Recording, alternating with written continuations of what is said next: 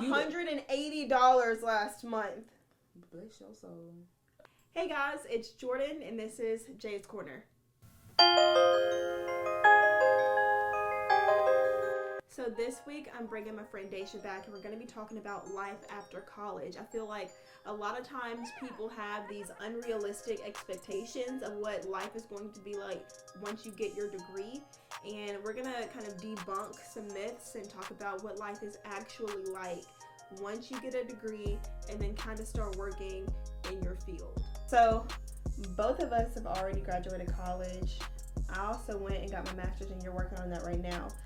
I know a lot of times people think that once you graduate college and get into your career field, like all of a sudden, like you don't have money problems anymore, like you just got a full-time job, so you got a regular check coming in, and there's like, you know, you just go on living life, but that's not the case.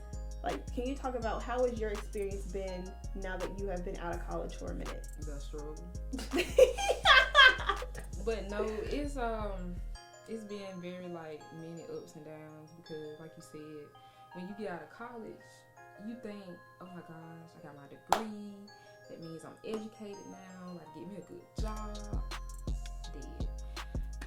It's like, first of all, when you get out of college, jobs want you to have 10 years of experience, and you've been in college all this time trying to get the degree they want.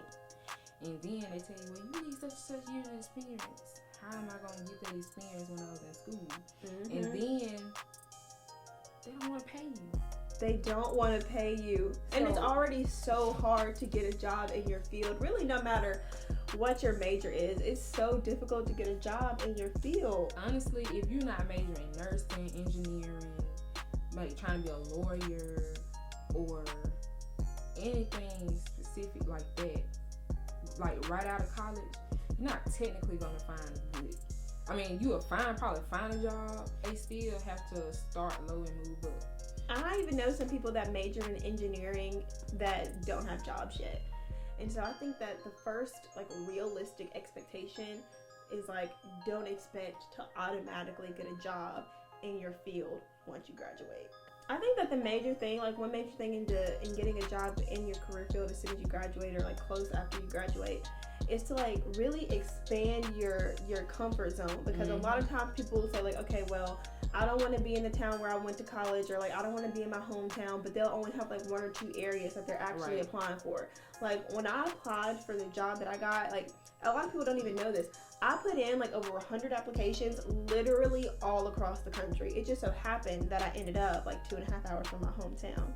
But like I feel like a major thing is that people don't expand their horizons enough. And like if you're really, really, like it depends on how bad you want it. Like if you really, really want a job in your field, like you gotta be willing to take like a huge risk like that. Cause like you said, I said like where I'm at now, as far as my location, I was like, oh no, I'm not gonna be there, because when I was in high school, we always traveled up there. Like you said, fill out all types of applications, before I graduated. And, a lot of them didn't hire me because of no experience.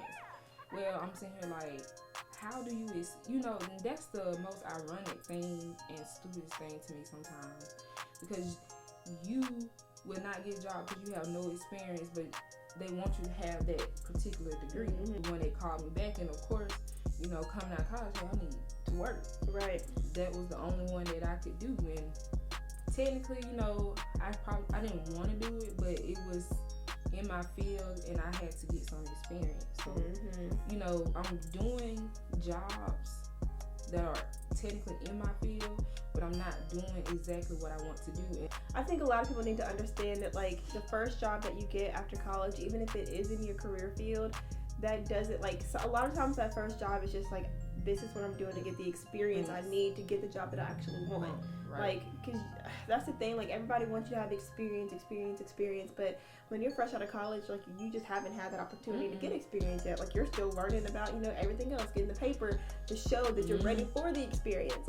So a lot of times that first job out of college is like, okay, well, it's in my field, it's not what I want to do, but I need this so that when I'm doing my resume for my next job, I can at least put that I got like 2-3 years experience. Right. So sometimes you gotta bite the bullet with that. I think another huge thing is that people think that once you get a job in your field, like out of college, like you're financially better off than you were while you were in college. And like that is not even necessarily the case. Like right now for me, like my income is more than what I had while I was in college, obviously, because I have a full-time job, but my expenses are also more. So like living by myself, car note, insurance, renter's insurance, paying like a power bill, water bill, all that by myself now. Like you still want to be able to live. Yeah, you want to be able to eat with your God, to eat with your friends sometimes, and like buy other stuff, clothes and stuff. Like I think I was more financially stable while I was in college than I am right now. Because you technically wasn't really I wouldn't say you were dependent on parents and your folks or whatnot. But when you graduated and you on your own, that's exactly what you are, on your own. And it's so different. Like the thing is, like, when you're in college, you might have like 2 or 3 roommates, and so you're splitting everything like basically 4 ways. And so that makes a huge impact when it comes to paying rent and like all these other things. And like when you graduate, a lot of times like when you move into your first like big girl or big boy job, you want to also move into that type of lifestyle. So like I know a lot of people that have graduated college and everything, they don't want to go back to living with roommates. That's how I was. Like when I graduated and got my first job, the first thing I said was, I am not getting a roommate. Me either. And I can't and that's the thing, like you have to learn how to live paycheck to paycheck. Yeah. And with how the economy is now, is you just gonna have to work your way up. And some people get blessed enough to get their job in their field, make the kind of amount of money that they want to. But realistically, that doesn't happen often, So don't come out of college and you just like, yes, I'm out of college, I'm degreed, I'm about to make all this money, because you're gonna get your heart broken. And those bills start rolling in. You got a light bill, water bill. Oh shoot, I need groceries. And once that stuff start flowing, ain't no refund check. And then on top of that, all them student loans that you was using to buy shoes and clothes and all that with your refund check, they want you to pay that back now. Like now they want you to give them the money back. And like that's when it comes too long, I don't care. Because at the end of the day, I say when it comes to me wanting to be financially stable, my only concern is my car note and the student loan. I care less about them. Because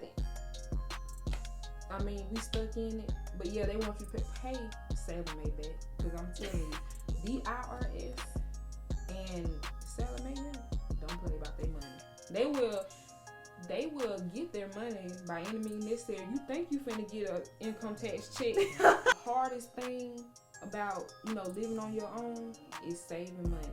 Oh my God, I am awful at saving money. When that check hit, you're gonna look and be like, oh my gosh, I'm rich. Then. Oh, and when you really get into it, you already, before you even get paid, you be like, okay, I think this is the estimate amount I'm gonna get paid. And you start spending the money before you even get to, okay, I gotta pay this for the light bill, this is due. I may have to just put this on hold. Can't afford to be bougie. Here I am. You're gonna have to recycle your outfit, so just get ready for it. But I'm still gonna keep my hair done though, regardless. You have to find the balance. Okay, I know I gotta pay my bills, but I want to live too, and that's how you find balance in your life. And that's, to me, what you define being financially stable, to the point where I can handle everything. Like my point is, I want to have everything on auto pay. But when they ask me auto pay, I'm talking about when that's financially stable to me. But I wish they would put me on auto pay right now, baby.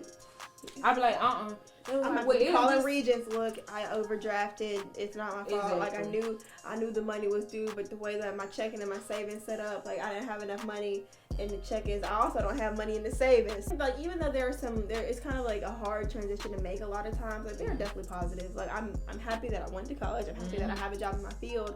And even though like I'm not in my ideal place yet, I know that I'm going to be there and I'm moving in the right direction. And so I think it's kind of just a learning experience. Like I know that even though I'm like financially struggling a little bit, like things might not be the way I want them to be, they're gonna get better. So you just never know how your life gonna work, but just know at the end of the day it's all gonna work out. And when you graduate, it's okay if you go through that everybody go through that postpartum graduation phase. What I call it. I call it a quarter life crisis. And for me, my quarter life crisis started when I, like, right before, like, 6 months before I graduated college.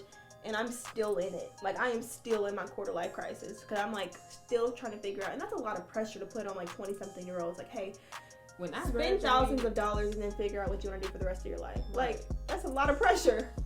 Alright, thank you guys so much for watching this week's video. I hope that we said some things that might be a little bit helpful. Let us know if you have any other advice for people that are about to graduate college or people that have already graduated college and are kind of trying to figure out what step or direction they want to take.